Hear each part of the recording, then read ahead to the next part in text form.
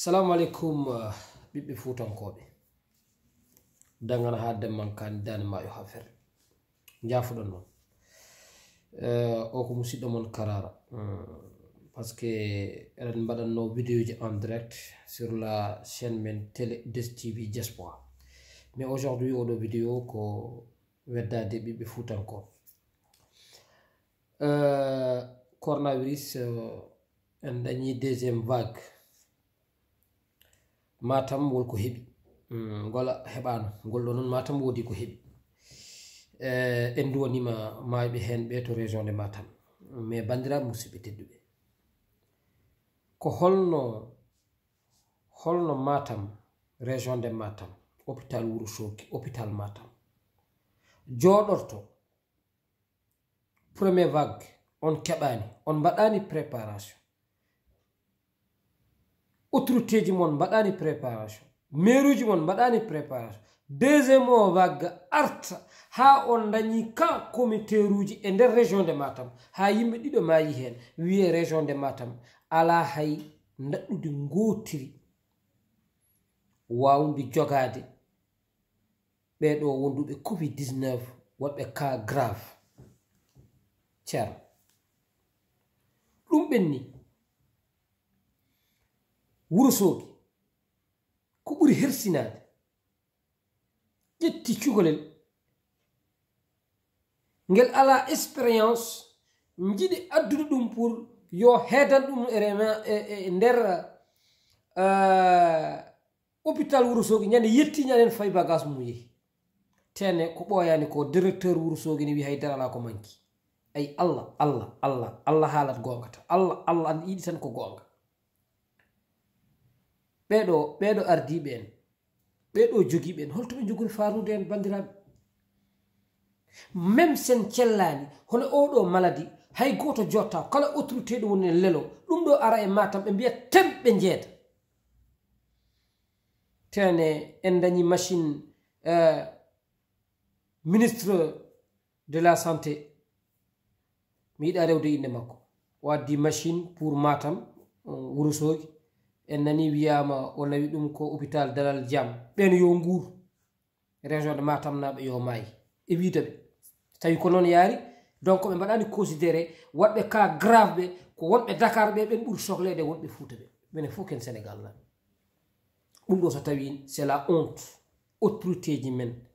so tawi ɗum ɗo wonani hay wallodirde goram wonɓe hôpital uji Matam e Wourossogui jiiɗeɗo caɗele goram ɓaren jogui ɓesguji mbawa wadde manifesté mbawa haalde muñat tan ndeeƴa par ce que mo ronki yimmum muynaytani ɗum kewiɗo région de Matam ko heddi ko goram ko jogiiɓe dialyse région de Matam appareil ji dialyse région ngaji ɗi goto fof heeɓi 50 appareil Matam heeɓi ko 13 appareil ko 10 woni ko marsata. So tawi ɓe mbima aya Dakar aɗa yoɓa 500 000 francs CFA par mois mo sellani mo ala haydara. So tawi ne jogui rafi dialyse holto fawi wiye yo maayi wiye place ala ɗum ɗo fof nana nder Fouta kono noon oɗon gandi ɗum ɗo ça c'est grave. Wona oɗon gaddana min masqueji, wona oɗon ƴewto hôpital uji ɗi, wona oɗon ƴeewa ko mbawɗon hen, wona onon dañɓe ɓe, wona onon alɓuɓe, wona onon jogiɓe ɓe, wona onon seereɓe ɓe. Hay goto Matam ne wi tem, région de Matam ne wi tem, région de Matam ne wi tem. Hay goto ala tan yiide ko ɓuure Matam. On ji président Macky Sall wiyama nanara, président Macky Sall nanara hande kala ko mahano nana wiye ne waɗi inauguré. On cohlani ɗum ko jangde sohla cuuɗi cabduɗi taw ko gonɗe moderne hay so goto ene yona laabi ɗi ngasa wiyama hande lawol ngol ari ha seedo seɓɓe. aɗa andi kay ɗum ko cahan président Macky Sall nanara ɗum fof ko cahan wonno wiye inauguré lawol Dane Maayo wiyama kadi kalis lawol Dane Maayo ñamama ko hay goto ala wawa famde. Takki population de région de Matam autorité ji men ɗi ɓe ɓadaki en aucune information ɓe jewta ko fate Matam kamɓe fof. Mi yiɗa limde inde mabɓe ɓe mbayi kono mi wawi limde inde mabɓe so jiiɗi mbatten wiide les responsables politiques sen jiiɗi mbiyen ɓe les bouddhistes sen jiiɗi ngolɗo konngol arta e mabɓe les bouddhistes goppen politique mbatten les bouddhistes en kokkiɓe noon teddungal en kokki président Macky Sall teddungal fuutankoɓe joɓi président Macky Sall teddungal kono noon rewɓe Macky Sall waɗɓe sababu hamin ndewe Macky Sall kono ɓe duttani min teddungal hande région ngaji ɗi fof keeɓi université keeɓi centre formation ji haydi région de Matam ɗum ko c'est vérifié jeehe gadduye hande kala ministre garowo e région de Matam ko avion addata komin namdi ko wona cadeau amin mbaɗi mérité université moderne cuuɗi caftirɗi moderne laawol daane maayo laawol jeeri e jeeri dow ɗum ko obligatoire forage ko obligatoire neɗɗo fota wadde inauguré forage e dande e région de Matam poste santé ambulance holko neɗɗo waɗirta ɗum holno neɗɗo waɗirta ɗum inauguré bandiraɓe musidɓe tedduɓe ɗum ko obligatoire min tottuma ko kalis Sénégal an haali min jaɓi min gotanma poɗɗa ko liggade maire heɓa Dakar ɗano ɓadaki population kadi jiya maire mo liggaki ala ko liggi président Macky Sall ƴetta le politique sababude politique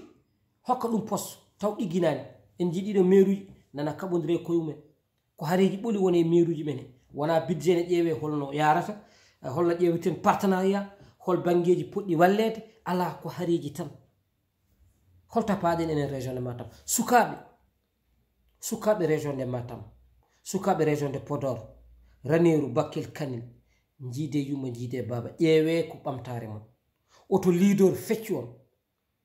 oto leader nawon ha ɗon mbawa yiide politique koko gasata ƴeewe intérêt eɗen gandi Fouta ne jogui maire ene jogui terre a tant que en ngala centre de formation ko woni ressource gonɗo e nder région de Matam o mbaɗen ɗum jangen ɗum